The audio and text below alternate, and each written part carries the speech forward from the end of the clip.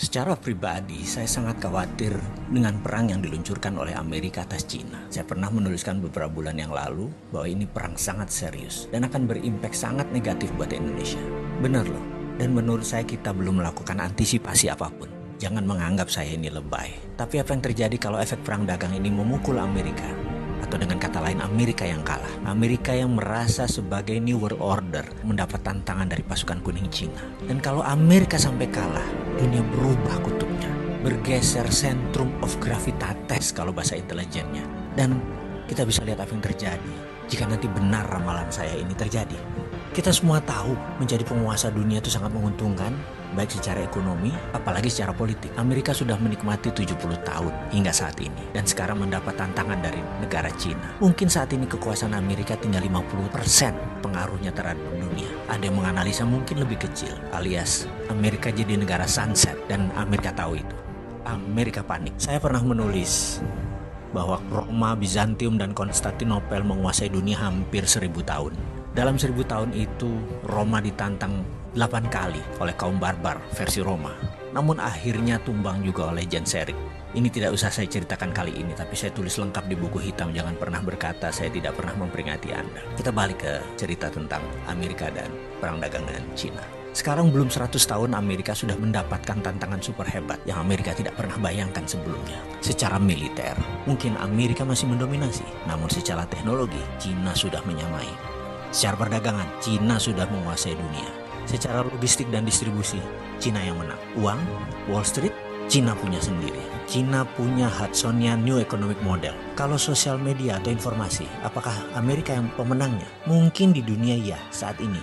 Tapi di Cina, Amerika tidak bisa sentuh sama sekali. Coba perhatikan list di bawah ini. Cina punya Baidu, yaitu Google-nya Cina. Cina punya Alibaba, yaitu Amazon-nya Cina. Cina punya Didi Sucing, Uber-nya Cina. Weibo adalah Twitter-nya Cina. Renren adalah Facebook-nya Cina. WeChat adalah WA-nya Cina. Youku adalah YouTube-nya Cina. QQ adalah Gmail-nya Cina. Dia sudah lengkap untuk mengantisipasi semua hal yang Amerika unggul kesannya secara teknologi atau sosial media. Bahkan ketika perang teknologi dilancarkan oleh Trump, setelah 5 kali serang Cina dengan tarif barang Cina dinaikkan 25%. Kemudian Trump melarang Android untuk dipakai Huawei. Apa yang terjadi? Ternyata Huawei sudah punya platform OS sendiri yang bernama Hongmeng OS, sehingga tidak terlalu berpengaruh. Amerika kecele berat di situ. Huawei chipnya ternyata 50% sudah buatan sendiri. Dan 5G tidak pakai platform ZTE yang Amerika punya. Di sisi bisnis, Huawei sudah dipakai sebagai platform operator telekomunikasi di 100 negara di dunia ini yang membuat Huawei tetap beroperasi sebagai penyedia alat telekomunikasi dunia. Bayangkan, ketika 100 negara tersebut memakai 5G tahun depan ya, apa yang terjadi dengan Amerika? Amerika bisa hilang. Amerika bisa menjadi negara mediocre. Dan itu dimulai tahun depan, tahun 2020. Prediksi saya, yang mudah-mudahan kali ini salah, Amerika akan mengalami inflasi besar di tahun 2020.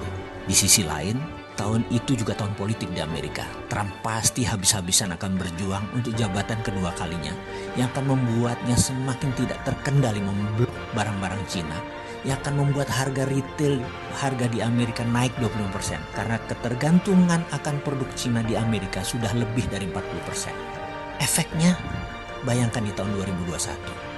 Dunia bisa kena resesi imbas resesinya Amerika.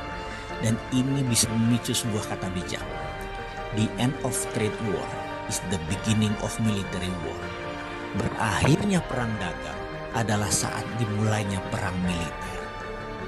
Pertanyaan kita sekarang, Indonesia siapkah?